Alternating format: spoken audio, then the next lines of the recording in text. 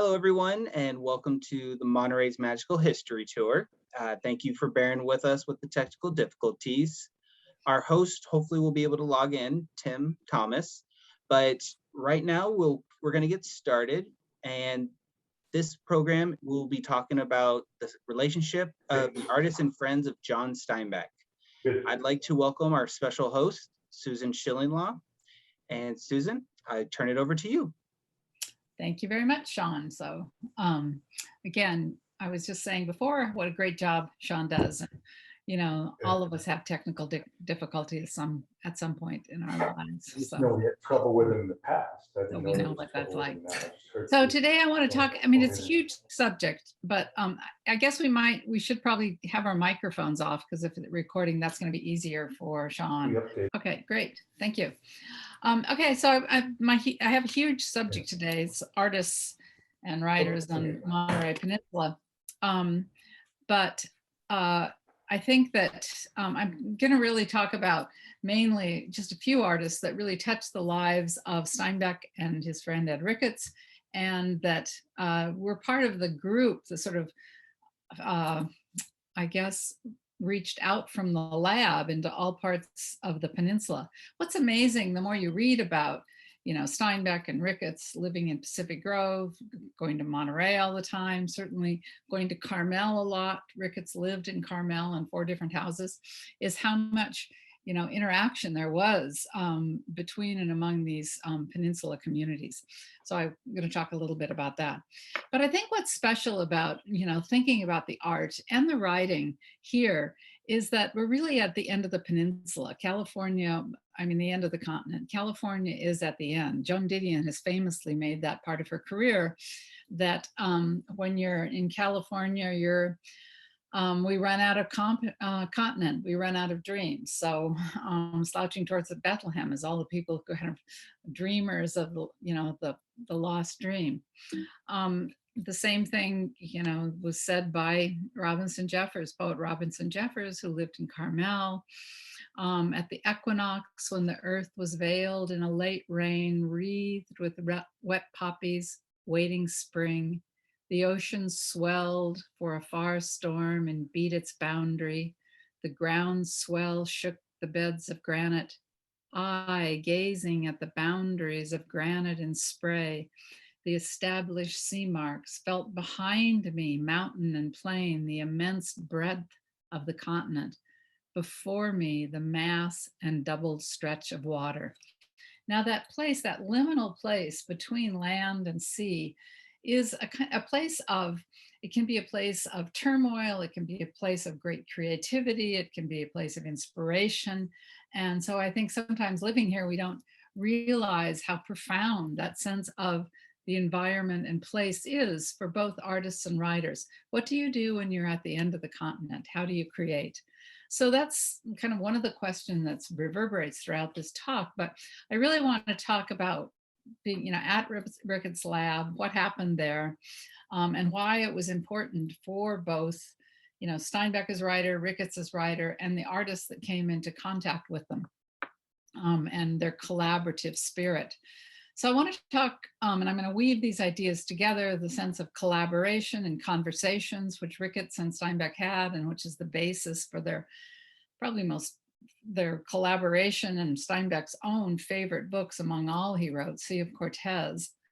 It was based on years of conversation.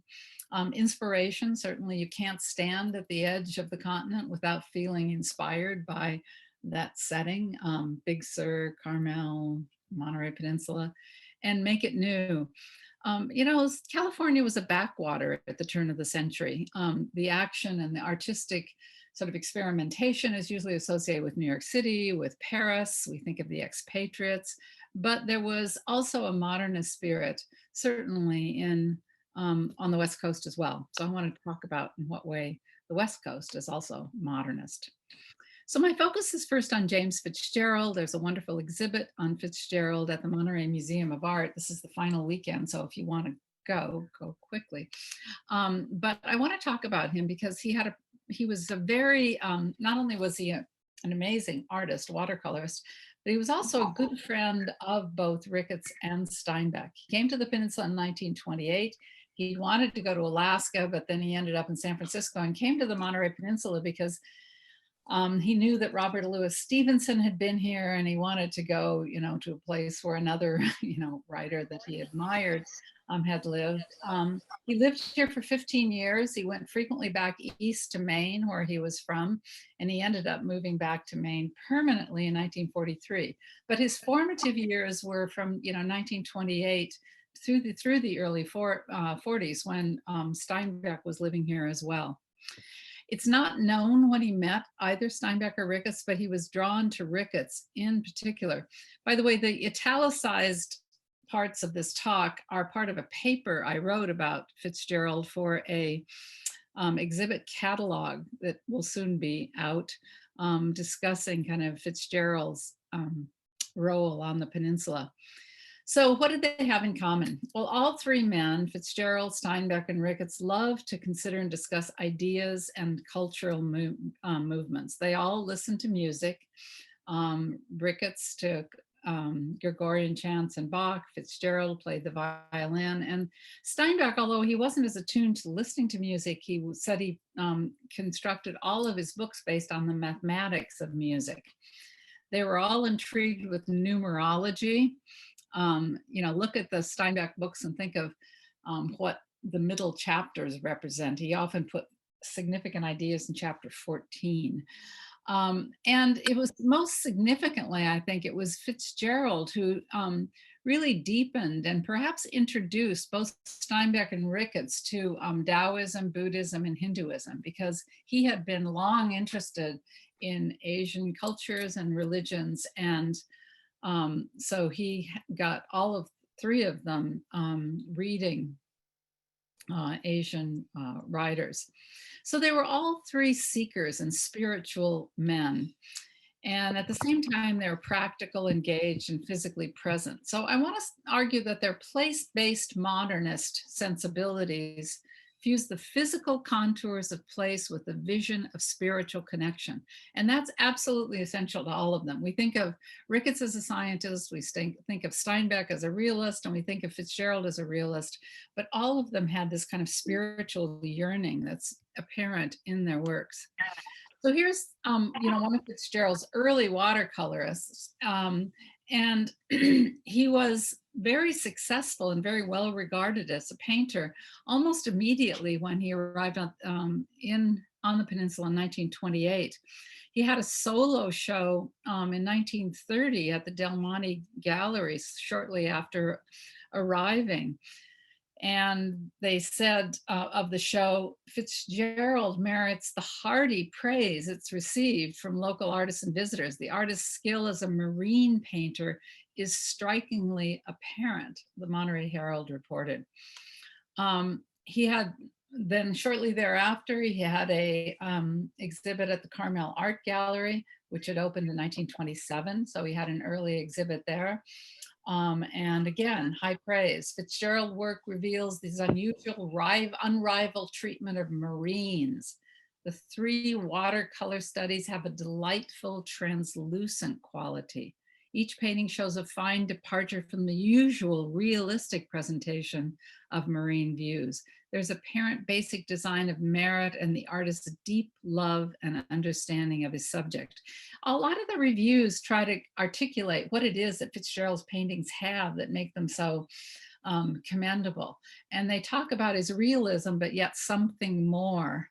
And Steinbeck is the same. I mean, Steinbeck wants to get to the marrow of experience. He's realistic. He talks about the texture of landscapes, of people, of flowers, of flora and fauna. And so he tries to get at some basic fact of life, but he also sees more in those basic facts of life. Now, again, I want to first stress how important this kind of relationship was among these three. Fitzgerald did portraits of both Ricketts and Steinbeck. The Ricketts portrait now hangs in his daughter, Nancy Ricketts' room in Sitka, Alaska. And she loves that portrait above all other possessions. She would take that with her. If she had to run out of the building quickly, she would take that portrait with her, I'm sure. Ricketts liked the portrait. He said in a letter of recommendation he wrote for Fitzgerald that Fitzgerald did my portrait 8 or 9 years ago, and I am sure that what he put into it was an important factor in whatever integration I may have achieved. In other words, Fitzgerald caught something of, Ricketts' spirit, his kind of spiritual intensity in the charcoal portrait. Fitzgerald taught a class in portraiture in Pacific Grove as well when he was here. Here's his Steinbeck portrait, which was also done in 1935 and is at the National Portrait Gallery.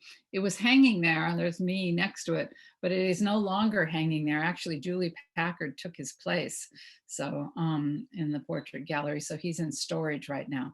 But again, a portrait that kind of captures a serious artist, and I love the kind of raised eyebrow of Steinbeck and kind of that sense that there's something more in that gaze than just a blank stare. He kind of captures that questioning, curious nature of Steinbeck, the writer. I want to talk about Jeffers. I mean, I'm kind of weaving in all these artists here, but as well as talking to one another, Steinbeck, Ricketts, and Fitzgerald, I'm sure, was reading Robinson Jeffers. And Jeffers said about being here on the peninsula and what it meant to him and what the vision meant. Here was contemporary life that was always also permanent life. Here was life purged of its ephemeral accretions, not shut off from the natural world, but conscious of it and related to it. So, I mean, Jeffers is trying to articulate what makes this place the subject of inspiration for him and for many others. And I like that idea of life purged of its ephemeral accretions. There's something about the art, certainly of Fitzgerald and others, certainly Steinbeck's writing as well, is that there's a kind of purging that occurs here. Certainly some of the best regional art is paired to essential. Think about photographs by Edward Weston, which I'm gonna show later on, and Steinbeck's sentences. He tried to eliminate modifiers and excess words. He tried to use straightforward prose and not use words that were, that were unusual or startling. He'd had this kind of clear, lucid prose. Jeffers' poetic lines seemed carved of granite, not unlike his house. And other peninsula artists that I'm not going to talk about today, like watercolorist Francis McComas, simplified the topography of California to its essential elements in both composition and color, and studied Japanese art to capture the spirit of nature through minimal means. And Fitzgerald himself turned to Chinese art to develop his interest in simple forms and dramatic, clean moments, very directly expressed, as his biographer knows. So for all of them, there was a sense that you need to look closely, see things as they are, participate fully, and pair to the essentials. And some of that they got from studying Asian art. Here's more of Fitzgerald. Steinbeck insisted that there was a new eye opening in the West. And that new eye, he thought, was a way of seeing this. This is almost, the hills reduced to the kind of almost cubist essentials. And it is, again, simplifying, clarifying, purifying. This is, again, a Fitzgerald watercolor. As Steinbeck loved the way he did horses, asses, as he said. So he praised his friend for doing fine horses, asses. But I mean, there is that real sense of strength and power in those forms. Here's another watercolor. Notice that the subject matter of Fitzgerald's works is so similar to what Steinbeck was doing in prose. He has a lot of paintings of fishermen at work, of boats, of sailors, of working men. And that's really Steinbeck's terrain as well. To talk about ordinary, to not talk, well, to either write about or capture ordinary life. Fitzgerald said that watercolor is an expressive, intimate medium, not bound by the same rules and expectations as oil painting. You know, watercolorist Fitzgerald started out painting from life. Later, he painted in the studio mostly, but he's capturing that sense of, you know, the action. So Fitzgerald is a realist, and yet, again, also suggests a kind of spiritual or quality to his paintings that's more than just rendering a scene realistically. Here's Dance of the Monterey shrimp boats. I don't know if they're shrimp boats, but they look like purse seiners too, but 1930s. And Fitzgerald said, simple realism isn't enough. Pure painting is concerned with timelessness. And Steinbeck might as well have said the same thing about his stories about from the Long Valley or the Pastures of Heaven or the Grapes of Wrath of Mice and Men. They're realistic, but they're concerned with timelessness. And that's the terrain, the boundary that both Fitzgerald and Steinbeck are capturing. Ricketts we'll talk about in a minute. And it's the sense of that liminal space, again, that is captured so much on the shores of the Pacific. Steinbeck said as he was writing his second novel, I never had much ability for, nor faith, nor belief in realism. It's just a form of fantasy as nearly as I could figure. In other words, we can't truly be realistic. We have to render our subjective views of something. Here's another Fitzgerald's watercolors. Again, wonderful shapes to his paintings. In Sea of Cortez, published in 1941, a collaborative work by Steinbeck and Ricketts, they write, a man looking at reality brings his own limitations to the world. If he has strength and energy of mind, the tide pool stretches both ways, digs back to electrons and leaps space into the universe and fights out of the moment into non-conceptual time. Then ecology has a synonym, which is all. And some of the same things are going on in these paintings. So if you have strength and energy of mind, you go from the physical to the metaphysical. That's a beautiful that beautifully captures the waves on the coast. Fitzgerald took notes in all of his books, and his library is back in Mohegan. And a curator of his archive in Mohegan was kind enough to send me a lot of his notes about what Fitzgerald's notes were in various books. And so I'm quoting some of these notes. But Fitzgerald wrote in one of his books, the rhythmic spirit of movement underlying the actual reality of things has always been the goal of the highest art. See, something underlying the actual reality of things. How do you get at that, that rhythmic spirit of movement? Now, Fitzgerald was deeply engaged with the Upanishads, with Chinese painting techniques. He used a lot of Chinese white in his paintings, and with Taoism. In pencil, in his books, he highlighted passages from writers, Taoist writers, from books on Chinese paintings, from the Upanishads, and he would really dig into reading and to what he found most provocative in the reading. By the way, after Ricketts' fire in 1936, after his lab burned in 1936 and all of Ricketts' library was destroyed, he was given a book party or kind of a book shower and given books that Christmas of 1936. And the first book that was replaced for Ricketts was the Upanishads, a book that he treasured. Fitzgerald's approach to painting the landscape obviously had its roots in Asian thought and aesthetics. He was known to spend hours absorbing a scene before going to a studio. So he would just look and stare at a scene.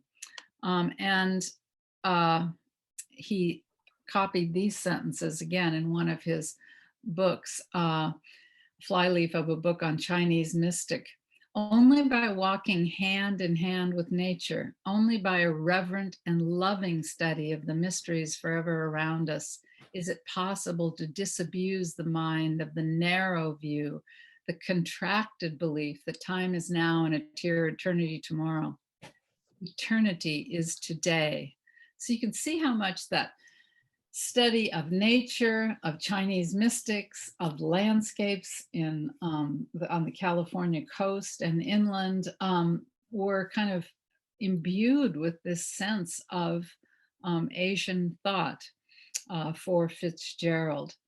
In a book, his copy of Essays on Zen Buddhism, he underlined this: as some Zen masters remarked, Zen is our ordinary mindedness. That is to say, there is in Zen nothing supernatural or unusual or highly speculative that transcends our everyday life.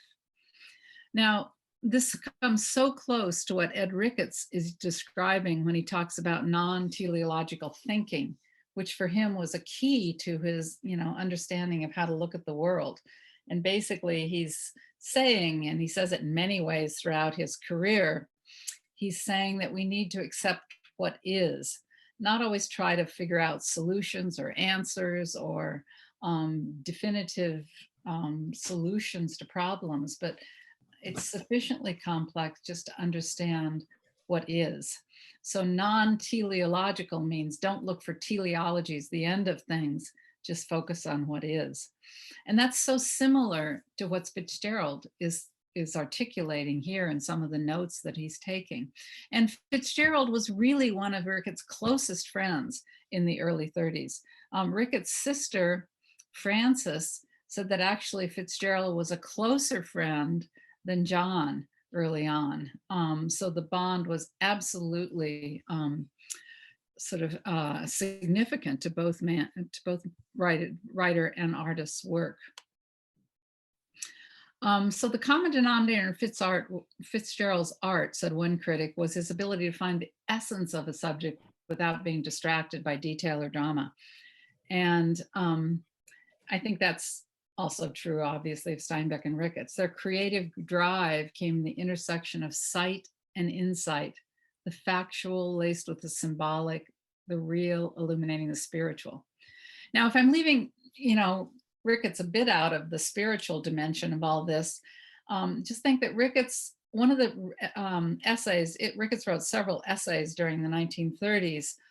We think of him as a scientist, but he was also, that whole time, he was working on collecting and cataloging marine invertebrates. He was also writing an essay called Breaking Through, which is about how we break through the ordinary, the realistic, to the spiritual and the metaphysical. And he also wrote about an essay called The Spiritual Morphology of Poetry, where he tried to define the highest poets as those who had the most profound spiritual dimension to his poetry. Ricketts' partner throughout the 40s, Tony Jackson, said that really Ricketts was a bit of a mystic. He wasn't a mystic, but he had those tendencies, those metaphysical urges. So they all did. They all looked at reality, but they're also seeing much more than the surface in the scene. Another Fitzgerald's watercolors. Another kind of similarity in these three that I want to stress is a sense of participation. That, if Fitzgerald looked at a scene, looked at a landscape for hours and hours before he went to paint, Steinbeck and Ricketts both talked about the importance of participation and fully participating for Steinbeck in a text, in reading, for Ricketts in looking and understanding the intertidal. Fitzgerald expressed it this way in one of, again, underlining one of the passages in his books: using the thinking mind is facing outward, using the intuitive mind is facing inward. The practice of concentration, therefore, is quite different and opposite from thinking. And the results are concentration are different, very different, but more enlightening and convincing. To gain this absolute knowledge, one must first gain the use of the intuitive mind and its power of spiritual insight. And this can only come through the right use of concentrated attention, which is almost exactly what Steinbeck and Ricketts articulated in many places about the whole notion of participation and full participation. Just one example, in that essay I just mentioned, The Spiritual Morphology of Poetry, Ricketts writes, there are inner coherences both of feeling and of thought content which lead the reader quickly into deep participation, although this is more apt to occur in connection with sudden vignettes.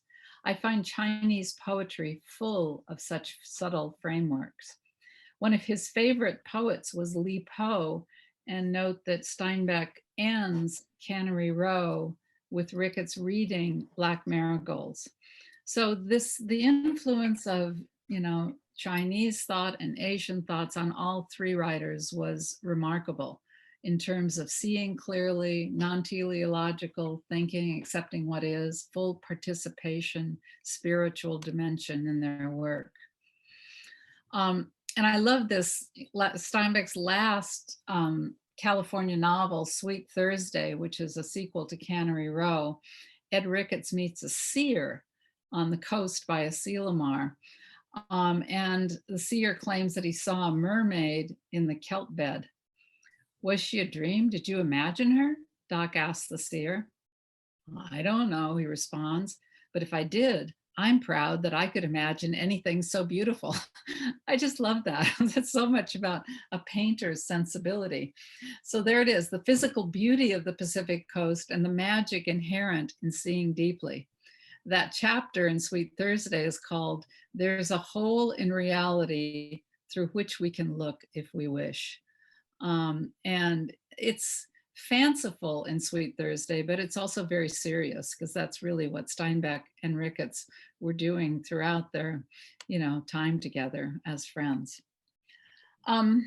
So Fitzgerald showed his paintings around the peninsula. It's kind of interesting to track his various shows that he participated in at the Del Monte, at the Carmel Art, but also at a Lyle's Music Store, which was a place that Ricketts frequented, Steinbeck frequented.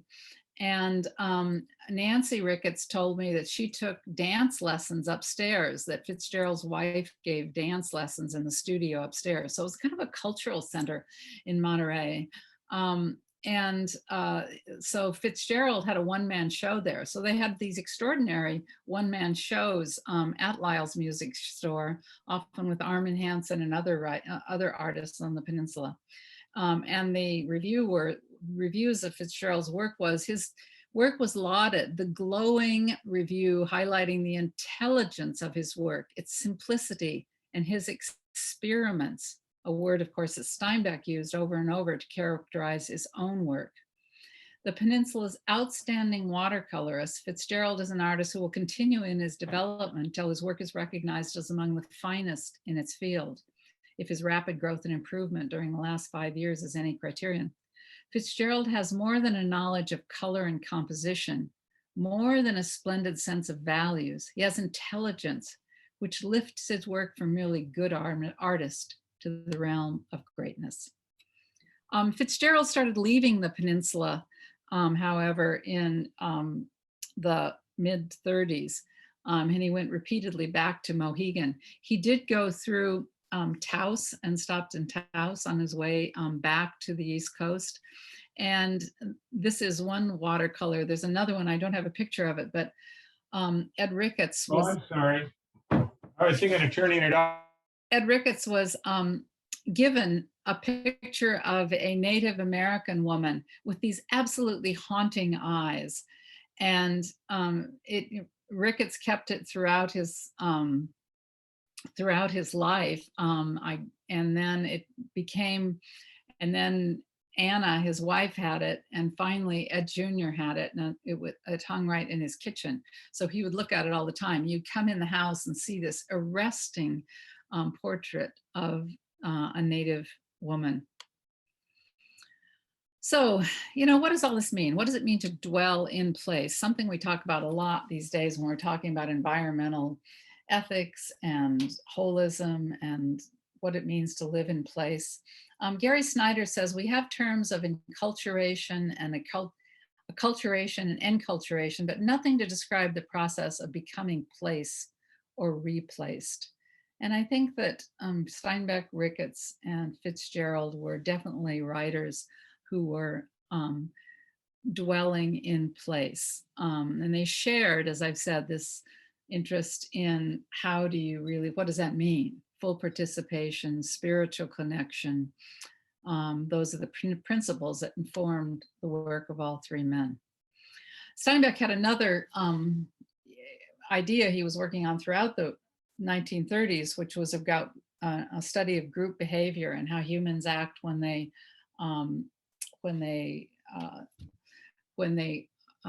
form mobs or strikes, or the Jodes coming to California. He was interested in how people become different when they are part of a group. But he also said that given this group behavior of people, that the artist is the spokesman of a group. The artist is the one who kind of articulates an idea that's kind of bubbling amongst the group, and he's able to bring it to the whole. A feeling of oneness with the phalanx. You're representing a kind of spirit of place or of people or of a time or of a culture. That was kind of how he defined it. Now, just briefly, Fitzgerald also worked as a WPA artist. Public works artists were encouraged to paint the American scene. They were to select regional subjects. It was to be displayed in public spaces. It was to reach a broad audience. And 1934, the federal government commissioned murals and sculptures for federal buildings across America, especially post offices, as embellishment. We're familiar with these in certain the PG post office, for example. Farm Security Administration obviously employed Dorothea Lange and other photographers. Federal Writers Project employed Carol Steinbeck, Steinbeck's wife, who helped with the California Guidebook. So all these federal projects in the arts had a profound impact. But Fitzgerald worked on several murals, at least 2 murals that were produced in Monterey. Net Menders is now in the Portola restaurant in the Monterey Bay Aquarium. It was painted in 1934 as a WPA project for North Monterey High School. And it's 9 by 13 feet. So it's this, monumental picture. But you can see how his style changes some to kind of follow the guidelines that were prescribed by the WPA. This kind of these massive public works that reached a wide audience. He also worked on this mural of the building of Big Sur Highway for the California State Parks. And briefly, Steinbeck worked on Highway 1 in the early 30s. He didn't work very long. He thought the work was pretty hard, so he didn't spend too long helping to build Highway 1, but he was there. This is a much more complicated story than I have time to talk about here, but Joseph Campbell was also part of the mix of this kind of yeasty mix of people, who met at Ricketts' lab, who might have met at Steinbeck's house or at Fitzgerald's house. He had a wonderful big house, a house with a large living room in Monterey. And Campbell, who was here in 1932 and undoubtedly met Fitzgerald as well as Steinbeck and Ricketts during the few months that he was here, said that that his time in Monterey was part of his crazy beginnings when they talked about Chinese theater, Spengler, Young, and Jeffers. He met Steinbeck through Carol and Carol's sister. He met Ricketts through Steinbeck. And so all of them immediately had a bond with one another. And their shared interest was the other side, as Campbell termed it, or spiritual awareness. the year that Campbell was here, or the time that Campbell is here, Ricketts is working on one of his seminal essays, Breaking Through, from the, as I said, the physical to the metaphysical. Steinbeck is writing To a God Unknown, which is about a kind of humans' ties with the landscape and with the other people, kind of a very much an ecological tome. And Fitzgerald was painting the Pacific, and Campbell was assembling ideas about world mythology. And they were all reading the poetry of Robinson Jeffers. Years later, Campbell would write Ricketts that you and your life way stand close to the source of my enlightenment, which is quite a tribute. But I mean, what I want to stress here is how we have, we have an artist, we have a scientist, a writer of fiction, a mythologist, and they're all reading the poetry of Jeffers. It's an amazing kind of very rich mix of artistic and intellectual power, really creative and intelligent people. And they were all aware of one another. So the threads went from, and the ties went from the lab, certainly to Carmel and into Monterey. Our year of crazy beginnings, Campbell would call it, and there he is. He said of himself, he was slightly younger than the rest of them. Ricketts was born in 1897, Fitzgerald in 1899, and Steinbeck in 1902. So they're about the same age. But... Hello, everybody. Hello. I see myself as a maverick, Campbell said. And he's, as he was here, he's working on the hero's journey, come to the center, follow your bliss. Transformation of consciousness is what all myths are about. So you can see how he would certainly resonate, his ideas would resonate with Steinbeck, Fitzgerald, and Ricketts. Campbell was interested in the edge and the interface between what can be known and what can be discovered, the source of life, the mystery. Now, I want to talk briefly about a few other authors who were part of this circle. And certainly, I think what I want to stress is that, we usually think of scientist and writer when we think of Steinbeck and Ricketts, but they were both so interested in creative expression of many different types. Ricketts, music, poetry. Steinbeck was interested in visual arts, also music, and that for them, all these things were linked. Now, Elwood Graham was a friend who visited the lab, was a friend of Ricketts and Steinbeck, and he did a very famous portrait of Steinbeck in 1940, when Steinbeck was getting divorced from his first wife, Carol, or they were separating, and it was a very traumatic time for John. And Ed said, describing the portrait, said, Elwood did a portrait of John, a very good job in its own right, one of the best, the only good portrait of John, and a very good one, distorted and nasty, or I guess agonized, sort of an abstraction, but so very fine.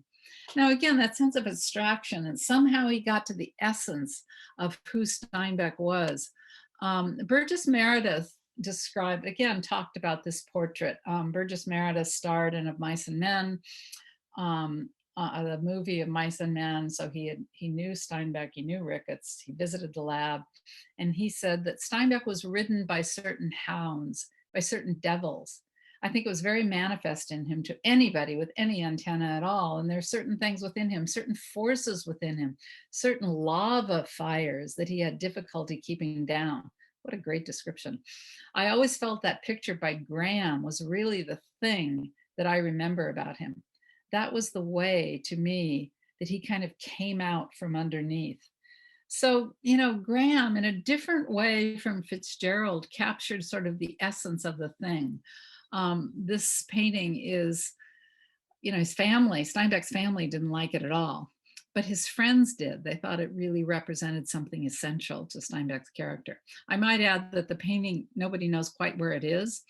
John Huston was the last known person to have it. And I did hear at one point that it was kind of left in Mexico somewhere on an island. So I don't know where that painting is. There are several studies for the painting, but the painting itself is lost. Elwood Graham painted, he painted in a lot of colors. Both Steinbeck and Ricketts really liked his work. And Steinbeck helped send him to Mexico in the late 30s and paid for Elwood to go down to Mexico. And these are some of the paintings that he did in Mexico. And you can see that he really captures the vivid colors of Mexico and is experimenting again with sort of capturing the essence of some of the shapes of Mexico. This is another one of his paintings that Graham did, perhaps when he was on that trip that Steinbeck paid for. And another artist, I think, who was very important to the lab group was Bruce Eris. Bruce Eris came to the Monterey Peninsula in the mid-30s and immediately became a part of the lab group. His wife, Jean Eris, was very, very much,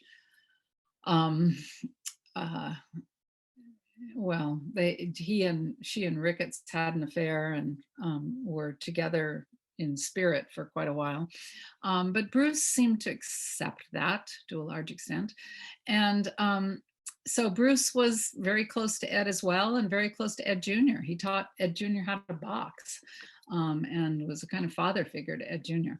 But notice here what Bruce reports in his book about how kind of close, again, artists and writers were. One day, John Steinbeck and I walked over to see Gus Gay, who shared a studio with Fitzgerald, by the way. Gus was one of our favorite characters, a lovable curmudgeon who was a pleasure to be around, as much a natural painter as John was a natural story. Perhaps more so, because unlike John, Gus didn't bother with any theories either before or after he created a work of art. Bruce wasn't entirely fond of John.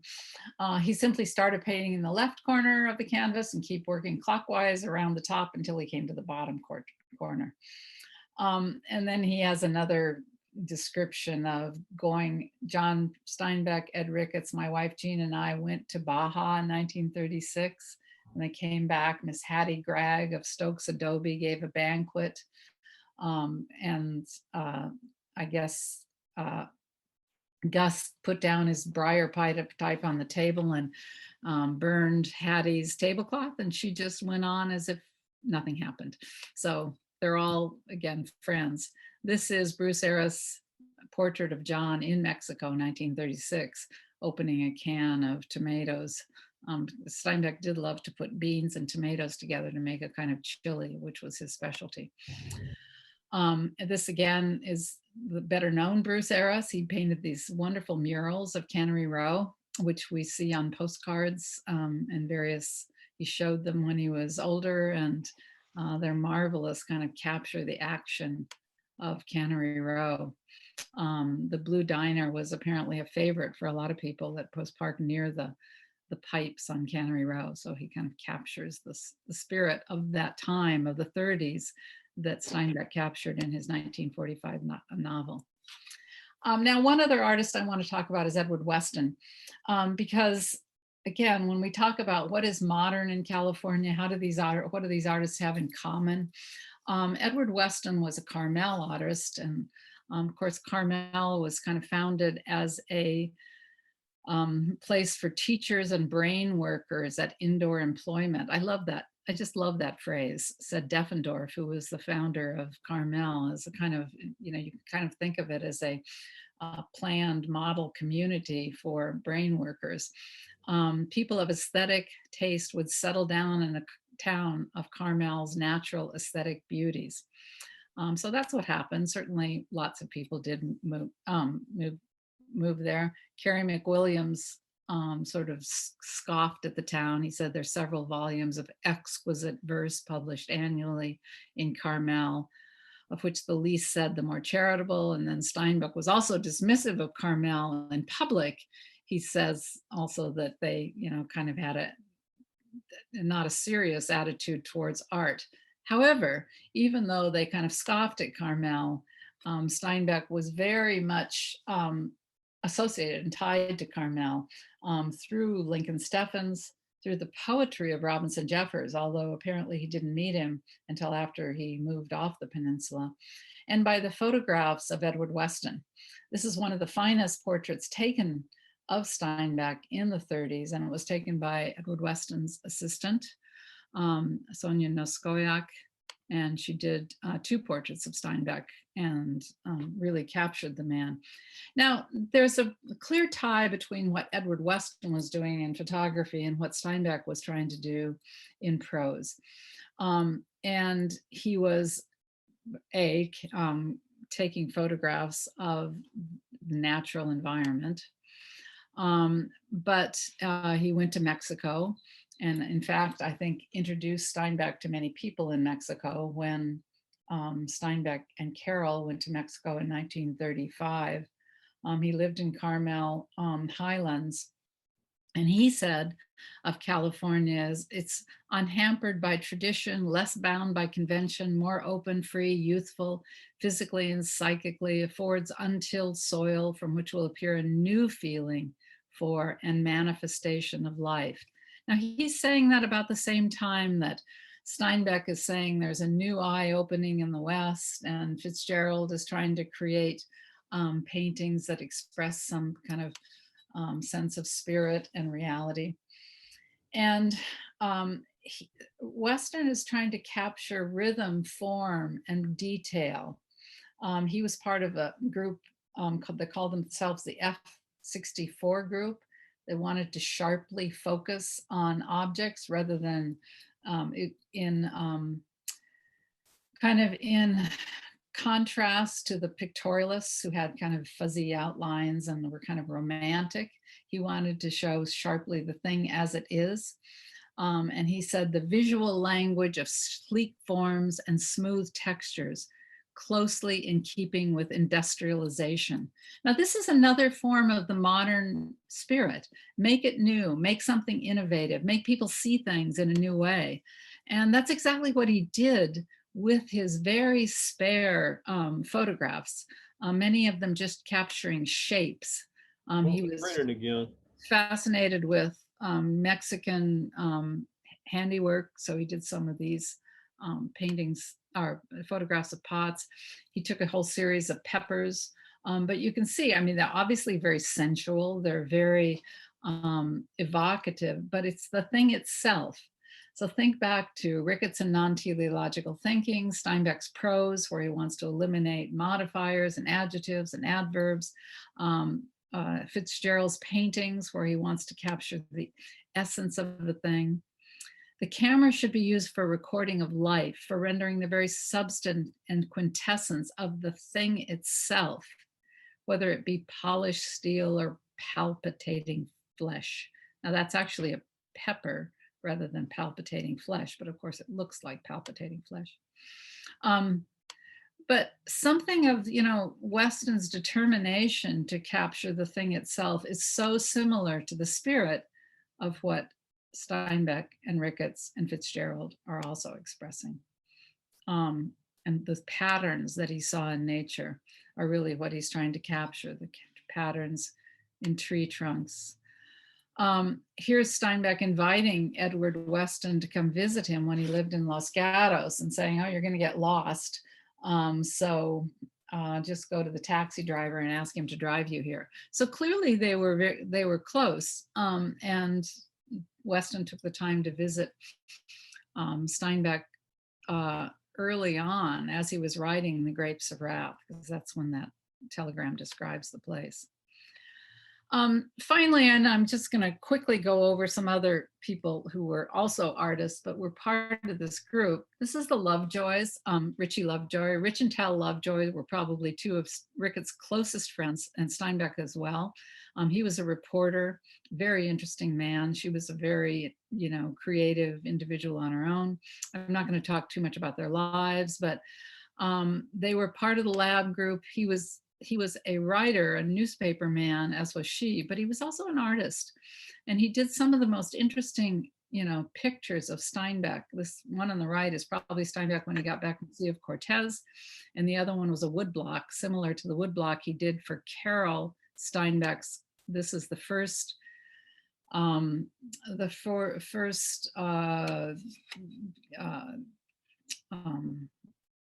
directory of people and living in Carmel. So Carol and a friend of hers did the first directory of Carmel, and they asked Ritchie to do all the illustrations for their directory. And Carol was an artist. She not only was editor for Steinbeck, typed his works, came up with the titles for Grapes of Wrath and of Mice and Men, and was basically told him when he was being too emotive, etc. But she was an artist in her own right. She worked in clay, and she also did pink nude sportswomen. And so she captured a kind of buoyancy of she wanted to punctuate the idea that all women should be slender. They clearly are buxom, sportswomen. And it was kind of a kind of a funny and creative series that she did on nude sportswomen. And Jack Calvin, who worked with Ricketts on Between Pacific Tides, he was also a novelist. And he wrote, this one is one of his first novels, and it's illustrated by a friend of Steinbeck's, a man named Mahone Blaine, who Steinbeck met on a boat in 1925 when he first went to New York City. And so Mahone Blaine did the illustrations for Jack Calvin's book, and he did the cover for Steinbeck's second novel. So, and that cover is exceptional because you can see it is Big Sur, but it's also a man's face in the mountains. And so he captures what Steinbeck's trying to get at in the book, which is to show how much we're fully engaged with the natural world. And then Walter Fisher, who was the head director of Hopkins Marine Station, was himself an artist. He was a scientist, and he was a fine scientific illustrator as well. And so I love some of his, he illustrated the annual report in 1920. Steinbeck went to school at Hopkins, and so he would have known Fisher well, and Ricketts knew Fisher well, but he was an artist. And then this is a whole nother subject, so I'm not going to talk about it, but I'm just going to end here. Steinbeck had wonderful illustrators for many, many of his works.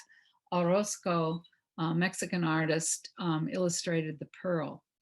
So clearly there's something in the visual quality of Steinbeck's prose, something that draws artists to that sensibility, I think, that created a lot of real interest in Steinbeck's works for both artists and filmmakers.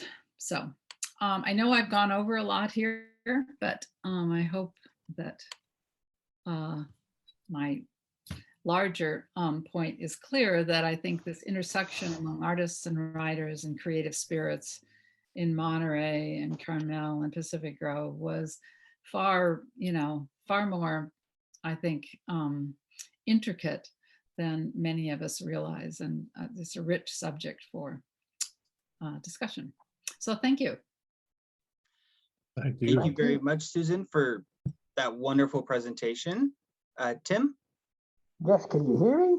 Yeah, we can hear you. Thank you for. So I have to say, the gods of technology hate me.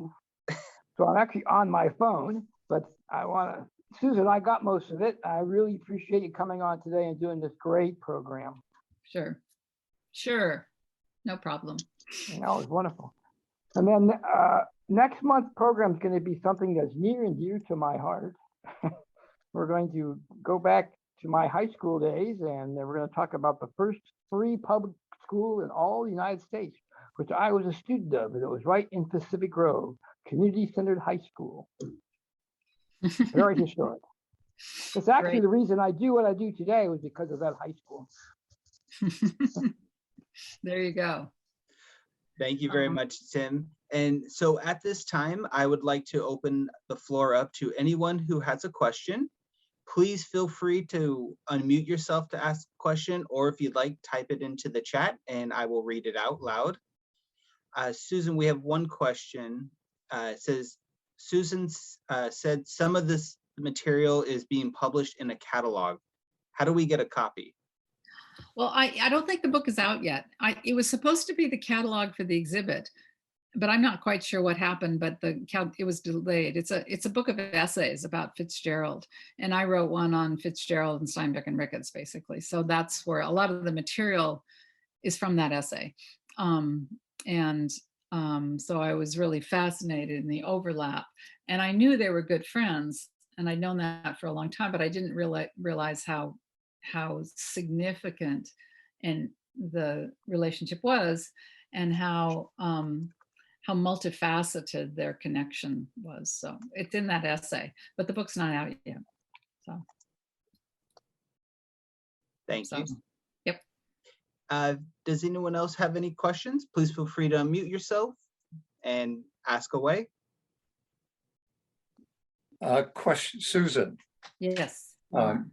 Has anyone ever written a fictional piece that would portray a conversation between Ricketts, Steinbeck, and some of these friends like Fitzgerald and Joseph Campbell, possibly others? Well, somebody did a play of Campbell and Ricketts and Steinbeck, but I don't think it was ever completed. And then somebody else has done a play of Carol and Campbell, who had a kind of liaison. So I think there have been some dramas. I don't know of any. I do know of somebody who's writing a book about Steinbeck and Ricketts and Sea of Cortez, a novel, or maybe that's going to be nonfiction. So I don't know. Maybe, yeah. I envy those people who can turn, literary figures into historical novels, like, Hemingway's The Paris Wife. So, and that sold many, many more copies than the biography of Hadley. So a biography, nonfiction, was seen as kind of a scholarly work, but The Paris Wife, all book groups read it. So I thought, whoa, if you could do that well, you could, it's much better than a scholarly presentation. So I wish I were a novelist rather than an English professor. It'd be nice. Well, you certainly, I was rereading parts of Steinbeck's California, and I'm just going, wow, this is beautifully crafted. So anyway. I should write a novel. I'm not sure I'm capable of it, though. So.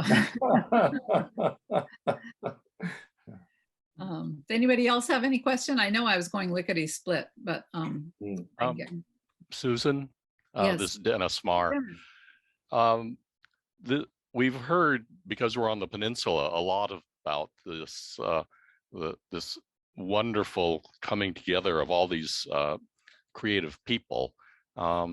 Did Steinbeck look for this same gathering of people when he lived in other places, in New York or and such? That's a really good question. I've been to Sag Harbor, and the people in Sag Harbor talk about him with great warmth. He had a boat, and he went out on his boat, and he invited his agents out on his boat, and he went drinking at the sort of yacht club, which was really a rickety old place where they all went drinking. But I don't think it had the same kind of creative intensity as Monterey did in the 30s. So I think there was a sense of all these people were young. They were trying to do something new and make themselves heard. It was after the First World War, before that kind of between, 2 decades between the wars. And I think they were trying to do something new, the sense that the world as it was had been shattered by World War II, and all of the modernist expression that kind of exploded with James Joyce and Hemingway and, Faulkner and the experiments in prose, or Picasso, etc. You think of all those experiments. Well, what's happening out here on the West Coast? And for a long time, people thought, oh, nothing was, that was the backwaters and nothing was happening. But I think that it wasn't really backwater. In their own way, they were just as experimental, place-based, yes, but quite innovative. Ricketts as a scientist, as an ecologist, and Campbell, they're all trying to do something new. So, but I don't think when he lived other places, it wasn't the same cultural ferment and wasn't the same. He wasn't as young. He kind of established himself, and he always felt that you're kind of at your best when you're struggling to be heard. When he was poor, when he was kind of that, yeah. Thank you. Yeah, thanks, Dennis. That's a really good question. But I don't think he ever replicated it. Later he traveled more, and so he liked traveling, and he had a lot of friends, but not the same intensity. And he said of Ricketts, like in the 60s, he aches me like a missing arm. He's still, that relationship was just so central to his life. So anyway, Lori, what would Steinbeck think of Carmel in 2022? I don't know. A lot of people say, oh, Cannery Row isn't what it once was. And it isn't, but it was an industrial wasteland. So it's better than Florida high rises. So I always think, it's not perfect, but it's okay. And so a lot of it is great. The aquarium, walking down the streets, the open spaces, the fact you can walk to the wharf, the fact you can sit and have a glass of wine and look at the sea. And I think Carmel, yes, it's touristy and a lot of wealthy people there, but I think he would do what he did probably in the 30s. He just sought out the places that he liked. I mean, he went to Lincoln Steffens' house a lot, so he acts like Carmel is a place he never went, but he certainly, Lincoln Steffens is the one who got him to write Dubious Battle. He went to the John Reed Club meetings, at least a few of them, and they were in Carmel, and that was a communist organization. He was never a communist, but he went. So he knew Edward Weston, and he went. There was a woman poet that he went to a lot. We have letters at San Jose State that said he went there and listened to music and had her read poetry, but he never talked about going to Carmel really. So I think there were a lot more ties than he admitted. So. And Susan, if I could add, you in your opening, you talked about the sense of timelessness at Continent's End. And despite the cultural and physical changes that have taken place within the community, I think one can still find that element of timelessness in moments, and it's quite a remarkable feeling. Yeah, I know. I mean, my husband won't go to Carmel. He just sees all the people. I see other things when I go to Carmel, it just depends on your perspective, and I like it. I like lots of things about Carmel. And so I think, I always think, okay, Steinbeck might feel the same way. He loved Point Lobos, so he was drawn to Carmel Highlands. So, yeah. Well, thank you everybody for the nice comments and chat. And it was really, really great to speak. And thank you. Thank you. I have a question. Wonderful. Thank you very much. Ellen, you had a question? Yes, Susan, have you seen the exhibit at the museum? There's Yes. Supposedly a self-portrait of James Fitzgerald. Mm-hmm. I think it's Joseph Campbell. Oh, I'll have to take a look at that again. I'm going again on Saturday. So that's a good question. That's really. I can't find any picture of James Fitzgerald on the web.